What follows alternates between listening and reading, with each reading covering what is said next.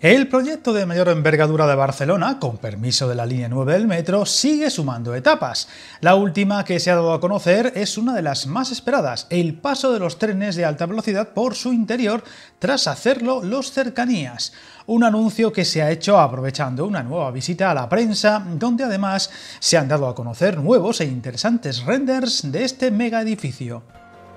Y es que todavía se quede en sensación de plof, la Sagrera empezará a descongestionar Sants en diciembre, ya que la apertura de vías para trenes de alta velocidad por el interior de la macroestación supondrá un alivio para la terminal barcelonesa en otros aspectos. Pero eso sí, tal acontecimiento no supondrá la parada de dichos trenes, y a pesar del avance se sigue sin dar fecha todavía para su apertura, algo que demuestra que aún queda mucho por hacer y que tras una serie de compromisos, la mayoría imposibles en el pasado, con muchas fechas que no se pudieron cumplir, ahora reina la cordura y la prudencia, y solo se darán fechas cuando se esté seguro.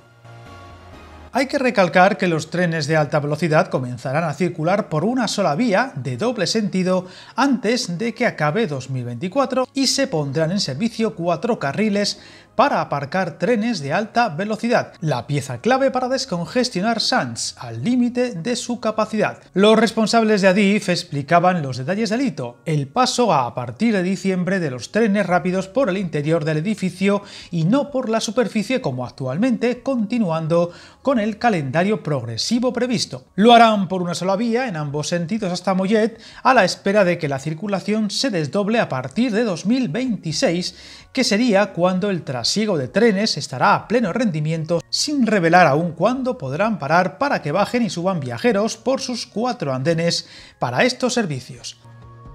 Viajar en tren nunca fue tan fácil. En trenes.com encuentra y reserva tus billetes de Renfe, Wigo, Irio y muchos otros países europeos. Vive experiencias únicas a bordo y recuerda, si vas sobre raíles, está en trenes.com. Aunque la parte más relevante de la novedad será que se pondrán en servicio 2 vías adicionales que conectarán con la zona de aparcamiento de trenes de la Sagrera sin interferir en la circulación. Una cochera con 4 de los 10 carriles que entrarán en funcionamiento a finales de 2024 para estacionar los convoyes de alta velocidad, descongestionar la estación de Sants y permitir las labores habituales como habituallamiento y limpieza sin ocupar un espacio vital en Sants, mejorando su capacidad e incluso la fluidez de toda la red de estas características del área de Barcelona. Eso sí, todavía tampoco sin fecha segura para los futuros talleres de Sant Andreu, que permitirán hacer todas las labores de mantenimiento para trenes de alta velocidad.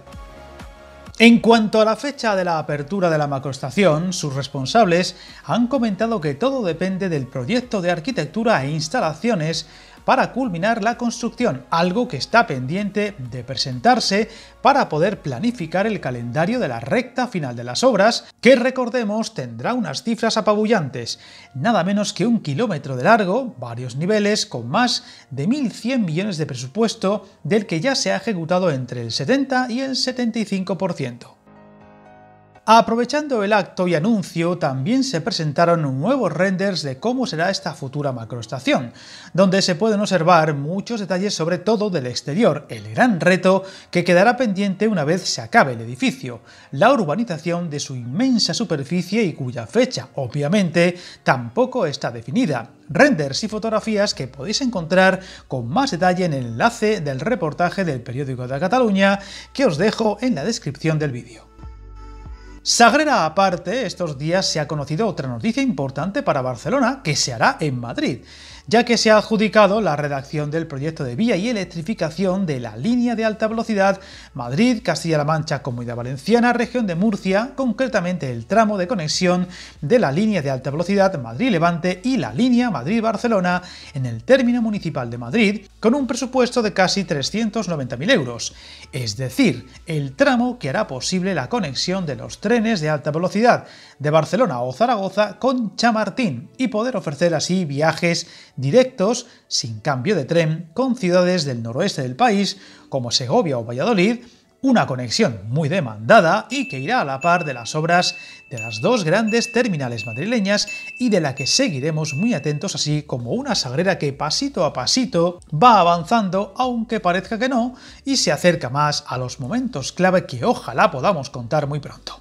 Suscríbete al canal y recuerda, hasta el camino más largo se inicia con un primer paso.